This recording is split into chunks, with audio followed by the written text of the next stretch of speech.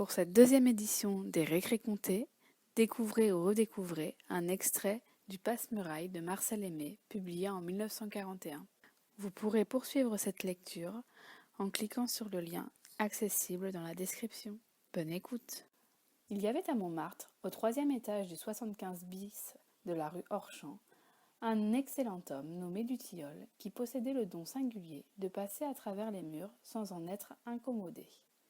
Il portait un binocle, une petite barbiche noire, et il était employé de 3e classe au ministère de l'Enregistrement. En hiver, il se rendait à son bureau par l'autobus et, à la belle saison, il faisait le trajet à pied, sous son chapeau melon. Dutilleul venait d'entrer dans sa 43e année lorsqu'il eut la révélation de son pouvoir.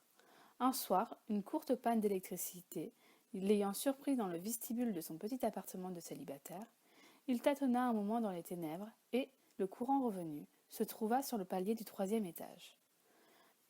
Comme sa porte d'entrée était fermée à clé de l'intérieur, l'incident lui donna à réfléchir et, malgré les remontrances de sa raison, il se décida à rentrer chez lui comme il en était sorti, en passant à travers la muraille.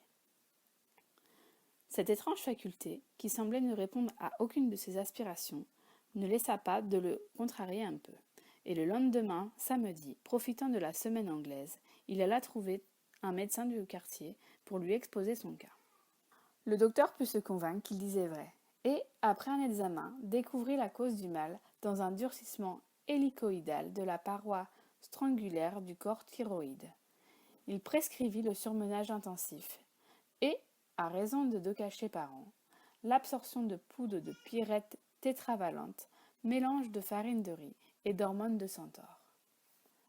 Ayant absorbé un premier cachet, Dutilleul rangea le médicament dans un tiroir, et n'y pensa plus. Quant au surmenage intensif, son activité de fonctionnaire était réglée par des usages, ne s'accommodant d'aucun excès, et ses heures de loisir, consacrées à la lecture du journal et à sa collection de timbres, ne l'obligeaient pas non plus à une dépense déraisonnable d'énergie.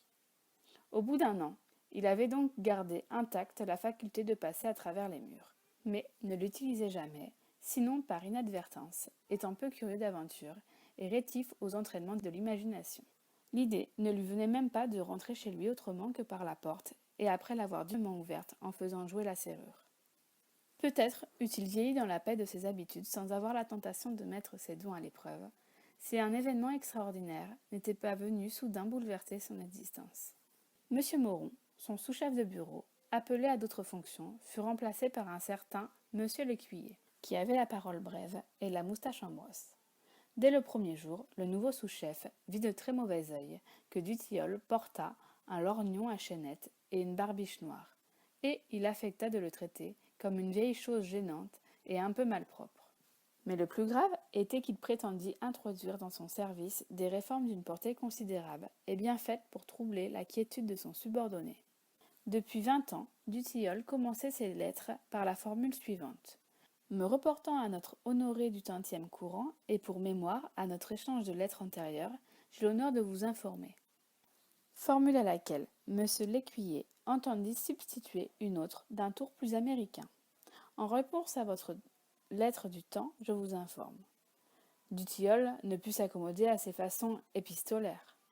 Il revenait malgré lui à la manière traditionnelle, avec une obstination machinale qui lui valut l'inimitié grandissante du sous-chef. L'atmosphère du ministère de l'Enregistrement lui devenait presque pesante. Le matin, il se rendait à son travail avec appréhension, et le soir, dans son lit, il lui arrivait bien souvent de méditer un quart d'heure entier avant de trouver le sommeil. Écœuré par cette volonté rétrograde qui compromettait le succès de ses réformes, M. l'Écuyer avait relégué Dutilleul dans un réduit à demi obscur, attenant à son bureau.